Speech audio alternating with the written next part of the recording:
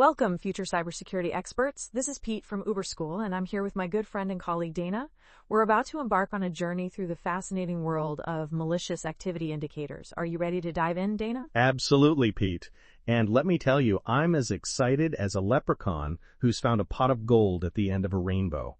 But instead of gold, we're going to be uncovering the treasure trove of knowledge that'll help our students ace their exams and become top-notch cybersecurity professionals. That's the spirit, D-Man. Now let's kick things off with a fundamental question. What exactly do we mean by indicators of malicious activity? Well, Petey boy, indicators of malicious activity are like the fingerprints left behind by cyber criminals. They're the telltale signs that something's not quite right in your digital environment.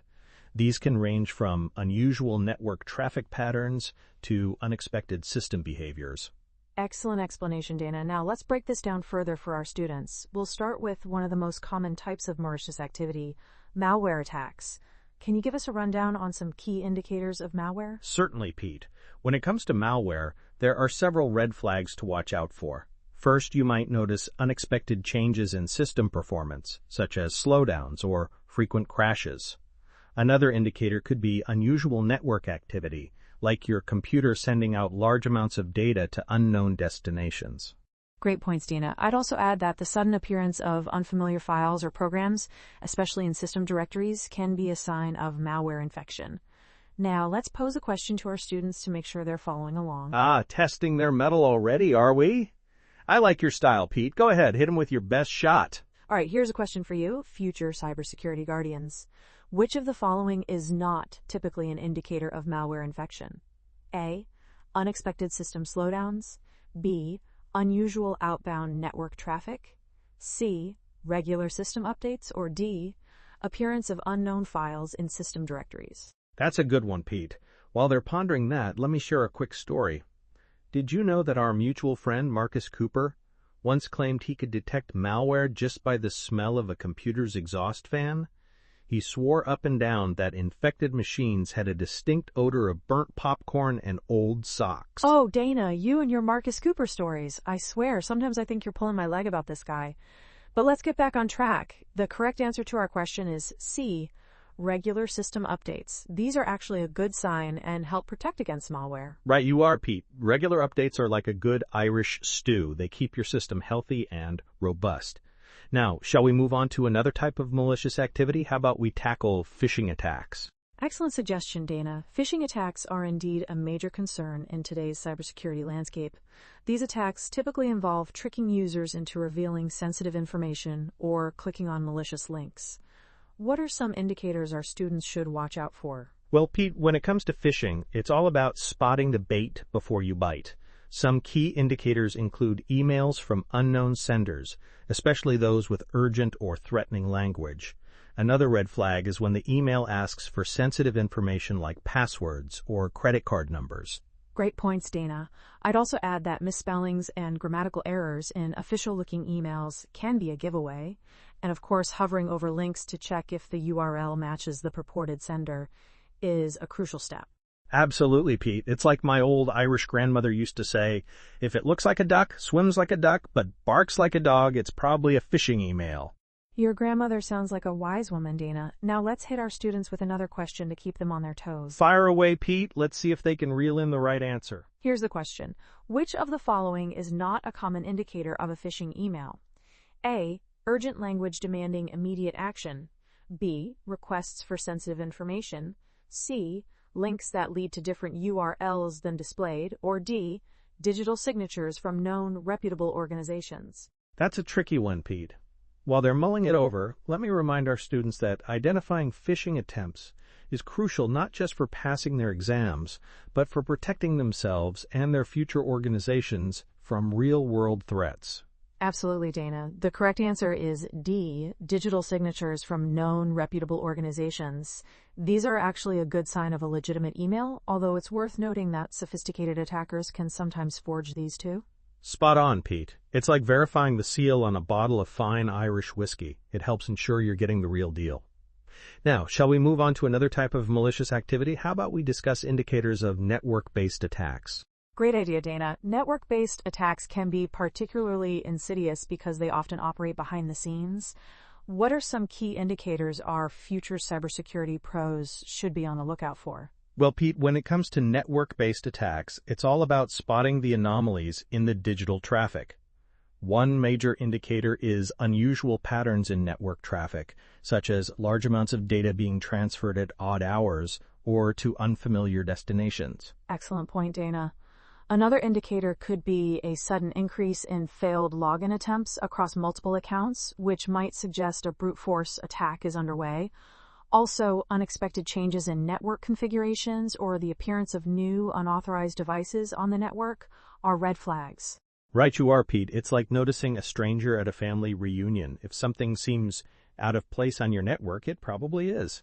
Now, how about we give our students another question to chew on? You read my mind, Anna. Here's a question for our cybersecurity sleuths. Which of the following is not typically an indicator of a network-based attack? A. Unusual spikes in network traffic. B. Multiple failed login attempts across various accounts. C. Regular software updates being applied to network devices. Or D. Unexpected changes in network configurations. That's a good one, Pete. While they're pondering, let me share another quick anecdote. Did you know that our friend Marcus Cooper once claimed he could detect network intrusions by listening to the hum of server fans? He said each type of attack had its own unique song. The man's either a genius or he's been spending too much time in data centers. Oh, Dana, there you go again with your Marcus Cooper tales. I swear this guy sounds like a cross between Sherlock Holmes and a mad scientist. But let's get back to our question. The correct answer is C. Regular software updates being applied to network devices. This is actually a good practice that helps prevent attacks. Spot on, Pete. Regular updates are like a good spring cleaning for your network. They keep things tidy and secure. Now, shall we delve into another crucial area of malicious activity indicators? How about we discuss signs of insider threats? Excellent suggestion, Dina. Insider threats can be particularly challenging because they often involve individuals who already have legitimate access to systems and data. What are some key indicators our students should be aware of when it comes to potential insider threats? Well, Pete, when it comes to insider threats, it's all about spotting unusual behavior patterns. One major indicator is employees accessing or downloading large amounts of data that aren't relevant to their job functions. Another red flag could be individuals attempting to access restricted areas of the network or systems they don't typically use. Great points, Dana. I'd also add that unusual work hours or remote access patterns can be indicators of insider threats. For instance, if an employee who typically works 9 to 5 suddenly starts logging in at 2 a.m. and accessing sensitive data, that might warrant investigation. Absolutely, Pete. It's like noticing your teetotaler uncle suddenly raiding the liquor cabinet at 3 in the morning. Something's definitely amiss there. Now, how about we challenge our students with another question? You're reading my mind, Dana. Here's a question for our future cybersecurity guardians. Which of the following is not typically an indicator of a potential insider threat? A. An employee accessing large amounts of data unrelated to their job. B. Attempts to access restricted systems or data. C. Regular participation in cybersecurity training programs. Or D. Unusual work hours or access patterns. That's a good one, Pete. While they're mulling it over, let me remind our students that understanding insider threats is crucial, not just for their exams, but for protecting their future organizations from some of the most damaging security breaches. Absolutely, Dana. The correct answer is C. Regular participation in cybersecurity training programs. This is actually a positive behavior that helps prevent insider threats, rather than indicating one. Right, you are, Pete. It's like attending AA meetings. It shows a commitment to staying on the straight and narrow cybersecurity-wise. Now, shall we move on to discuss indicators of advanced persistent threats, APTs? Excellent idea, Dana. Advanced persistent threats are some of the most sophisticated and dangerous types of attacks out there. What key indicators should our students be aware of when it comes to APTs? Well, Pete, when it comes to APTs, it's like trying to spot a chameleon in a rainbow. They're designed to blend in and avoid detection. However, there are still some telltale signs. One major indicator is the presence of unexpected outbound network traffic, especially to unfamiliar IP addresses or countries. Great point, Dana. Another indicator could be the discovery of sophisticated malware that seems tailored to your organization's specific systems or data. Also, signs of data exfiltration, like large amounts of compressed data being sent out, can be a red flag for APTs. Absolutely, Pete. It's like noticing that someone's been rifling through your sock drawer. If you see signs that your data's been tampered with or moved around, it's time to investigate. Now, how about we give our students another brain teaser? You're on fire today, Dana. Here's a question for our cybersecurity sleuths. Which of the following is not typically an indicator of an advanced persistent threat, APT? A. Unexpected outbound network traffic to unfamiliar destinations. B. Discovery of sophisticated, customized malware. C. Signs of large-scale data exfiltration. Or D. Frequent system crashes and blue screens. That's a tricky one, Pete. While they're pondering, let me share another quick anecdote. Did you know that our friend Marcus Cooper once claimed he could detect APTs by the subtle changes in the office air conditioning patterns? He said the extra processing power required by the malware would cause slight temperature fluctuations. The man's either a cybersecurity savant or he's been watching too many spy movies. Oh, Dana, your Marcus Cooper stories never fail to amuse me. But let's get back to our question. The correct answer is D. Frequent system crashes and blue screens. While these can be signs of malware, they're typically not associated with APTs, which are designed to operate stealthily and avoid disrupting normal operations. Spot on, Pete. APTs are like silent assassins. They want to get in and out without raising any alarms. Now, shall we delve into another crucial area of malicious activity indicators? How about we discuss signs of social engineering attacks? Excellent suggestion, Dana. Social engineering attacks are a major concern in today's cybersecurity landscape, often exploiting human psychology rather than technical vulnerabilities. What are some key indicators our students should be aware of when it comes to potential social engineering attempts? Well, Pete, when it comes to social engineering, it's all about recognizing when someone's trying to pull the wool over your eyes. One major indicator is unsolicited contact from individuals claiming to be from IT, HR, or other authoritative departments, especially if they're asking for sensitive information or urgent action. Great point, Dana. Another indicator could be pressure to bypass standard security procedures or policies. Social engineers often try to create a sense of urgency or fear to manipulate their targets into making hasty decisions. Absolutely, Pete. It's like my old Irish grandmother used to say, if someone's rushing you to make Irish coffee, they're probably trying to get you tipsy enough to spill your secrets. Now, how about we challenge our students with another question? Your grandmother sounds like she was quite the character, Dana. All right, here's a question for our future social engineering defenders. Which of the following is not typically an indicator of a social engineering attack? A. Unsolicited requests for sensitive information. B. Pressure to bypass security protocols. C. Regular security awareness training sessions. Or D. Unexpected visitors claiming to be from partner organizations. That's a good one, Pete. While they're mulling it over, let me remind our students that understanding social engineering tactics is crucial not just for their exams, but for protecting themselves and their future organizations from some of the most insidious security threats out there. Absolutely, Dana. The correct answer is C. Regular security awareness training sessions. These are actually a positive measure to help prevent social engineering attacks rather than an indicator of one. Right, you are, Pete. It's like practicing your jigs and reels. The more you do it, the less likely you are to stumble when someone tries to lead you astray. Now, shall we move on to discuss indicators of cryptojacking attacks? Excellent idea, Dana. Cryptojacking has become increasingly prevalent in recent years. What key indicators should our students be aware of when it comes to potential cryptojacking attempts? Well, Pete, when it comes to cryptojacking, it's all about noticing when your system is working harder than a leprechaun trying to guard his gold. One major indicator is unexplained high CPU or GPU usage, especially when the system should be idle. Great point, Dana. Another indicator could be a significant slowdown in system performance or overheating of devices. Also, unexpected increases in electricity bills for organizations running their own data centers could be a sign of large-scale cryptojacking. Absolutely, Pete. It's like noticing your car is using more fuel than a dragon with indigestion. If your systems are consuming more resources than they should, it's time to investigate. Now, how about we give our students another brain teaser? You're on a roll today, Dana. Here's a question for our cybersecurity sleuths. Which of the following is not typically an indicator of a cryptojacking attack? A. Unexplained high CPU or GPU usage.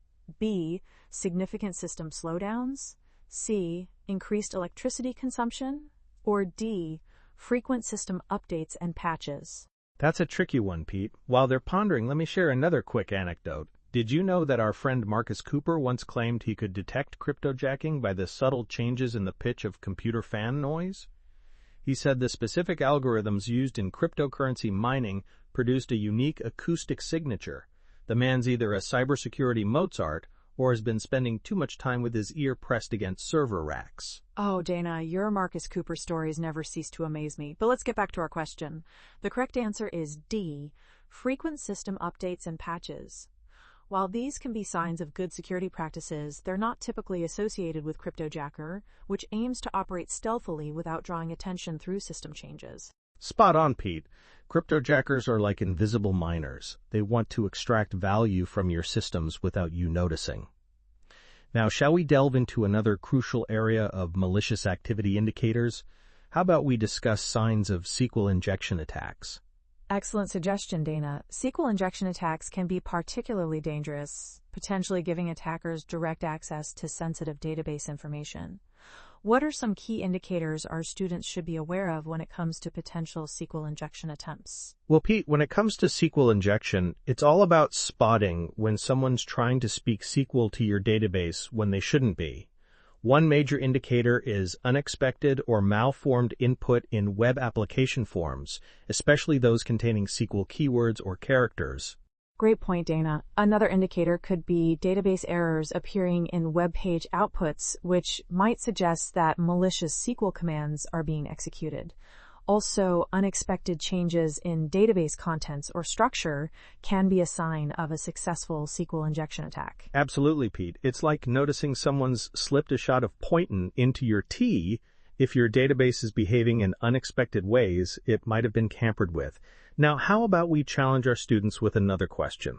You're reading my mind, Anna. Here's a question for our future SQL injection defenders. Which of the following is not typically an indicator of a SQL injection attack?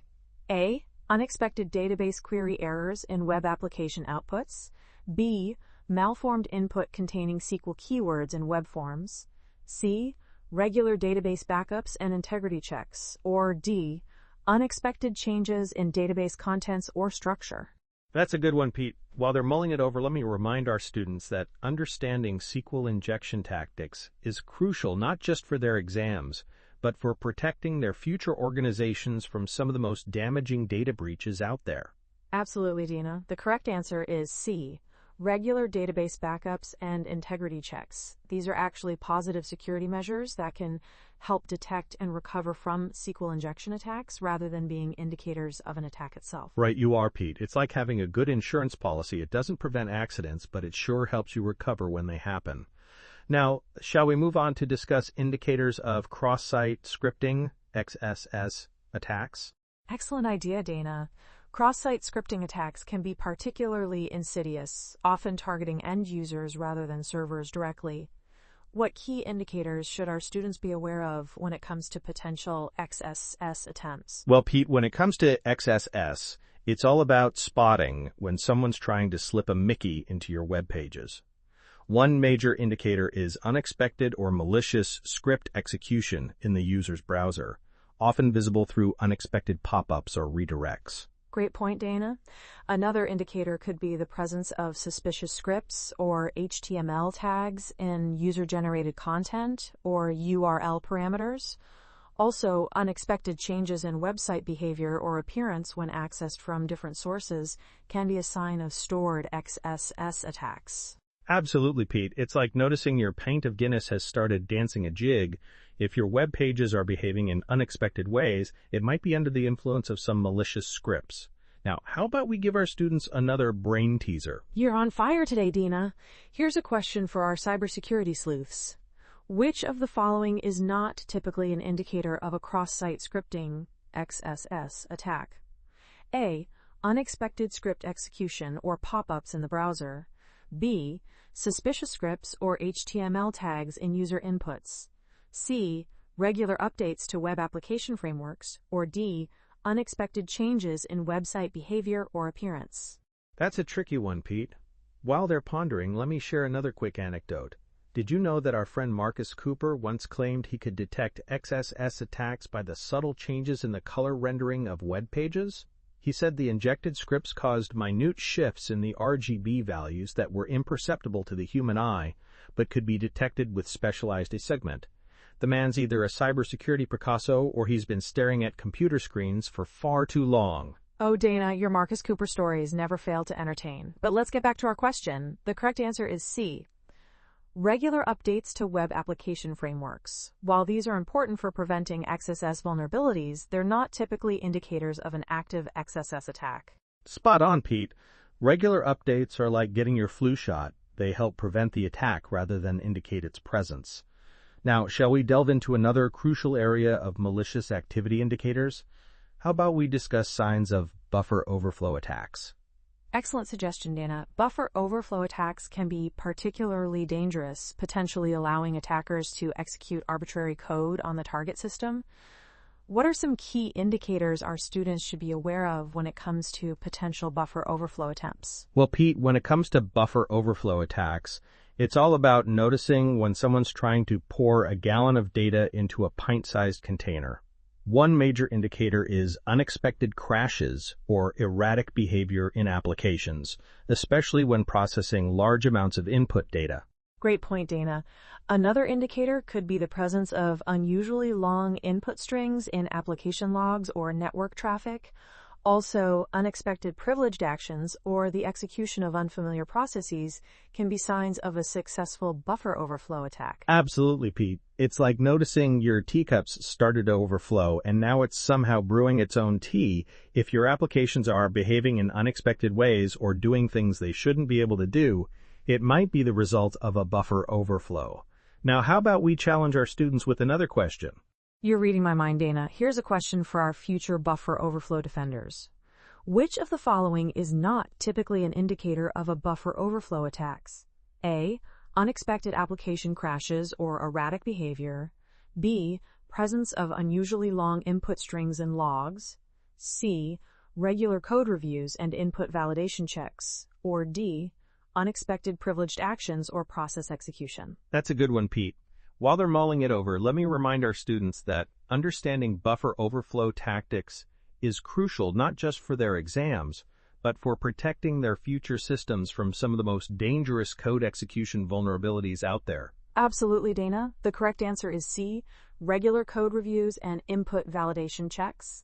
These are actually positive security measures that can help prevent buffer overflow vulnerabilities rather than being indicators of an active attack. Right you are, Pete. It's like having a bouncer at the door of your pub. They help keep the troublemakers out rather than indicate that trouble's already inside.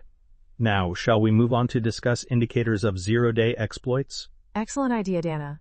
Zero-day exploits can be particularly challenging to detect and defend against, given that they target previously unknown vulnerabilities. What key indicators should our students be aware of when it comes to potential zero-day exploit attempts? Well, Pete, when it comes to zero-day exploits, it's like trying to spot a leprechaun in a field of four-leaf plovers. They're designed to be invisible. However, there are still some telltale signs.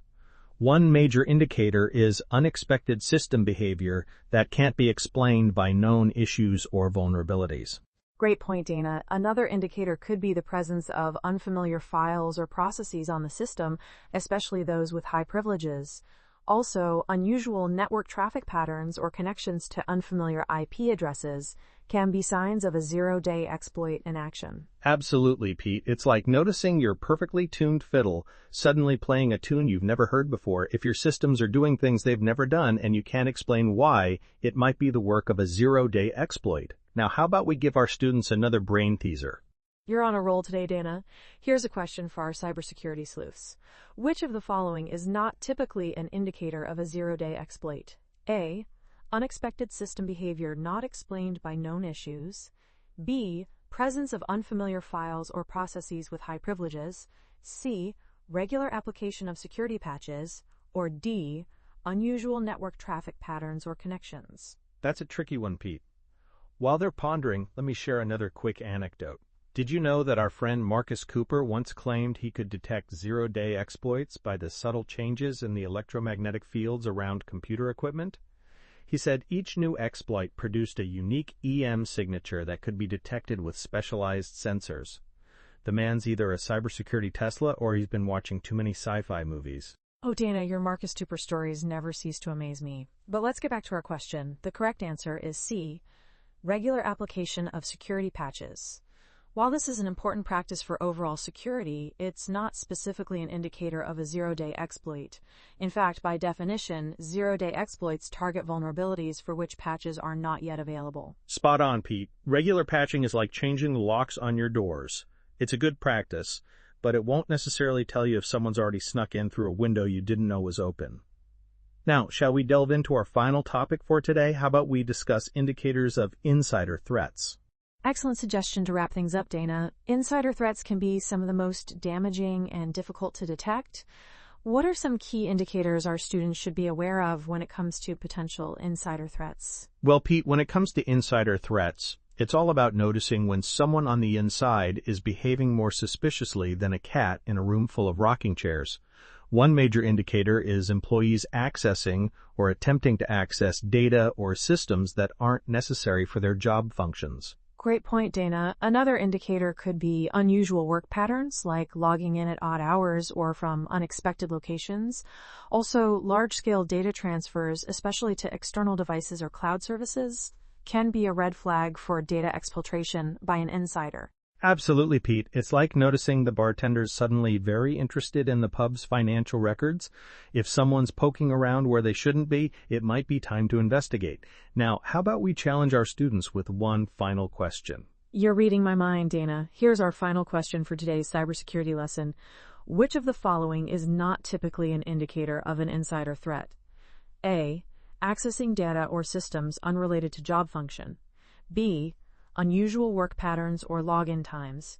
C, regular participation in security awareness training. Or D, large-scale data transfers to external devices or services. That's a good one to end on, Pete. While they're mulling it over, let me remind our students that understanding insider threat indicators is crucial not just for their exams, but for protecting their future organizations from some of the most damaging and difficult to detect security breaches out there. Absolutely, Dana. The correct answer is C, regular participation in security awareness train. While this is an important measure to help prevent insider threats, it's not typically an indicator of an active threat. In fact, employees who regularly participate in such training are often less likely to become insider threats. Right you are, Pete. It's like attending AA meetings. It shows a commitment to staying on the right path rather than indicating you're about to fall off the wagon. Well, folks, that brings us to the end of today's UberSchool cybersecurity lesson on indicators of malicious activity. Indeed it does, Dana. We've covered a lot of ground today, from malware and phishing to advanced persistent threats and insider threats. Remember, future cybersecurity guardians, the key to identifying malicious activity is to always be vigilant and to understand what normal looks like in your systems and networks. Absolutely, Pete. And remember, as my old Irish grandmother used to say, trust in God, but lock your car. In the world of cybersecurity, that translates to trust your systems, but always verify. Stay alert, keep learning, and may your firewalls be ever strong. Wise words, Dana. And to our students, remember that this is just the tip of the iceberg. The field of cybersecurity is ever evolving, and new threats emerge every day. It's crucial to stay updated and continue your education beyond what we've covered in this UberSchool session. Couldn't agree more, Pete. And speaking of continuing education, how about we give our students one last brain teaser to take home with them, a little something to keep their cybersecurity gears turning? That's a fantastic idea, Dana. All right, future cyber defenders, here's a scenario for you to ponder. You're a security analyst at a large corporation. You notice that one of the company's rarely used servers is suddenly showing high CPU usage and is making connections to an IP address in a country where your company doesn't do business. What type of malicious activity might this indicate, and what steps would you take to investigate? Ooh, that's a juicy one, Pete. That'll certainly give them something to chew on. And remember, students, there's often more than one right answer in cybersecurity. The key is to think critically and consider all possibilities. Absolutely, Dana. And with that, we'll wrap up today's UberSchool cybersecurity lesson on indicators of malicious activity. Remember, in the world of cybersecurity, knowledge is power, but applied knowledge is your superpower.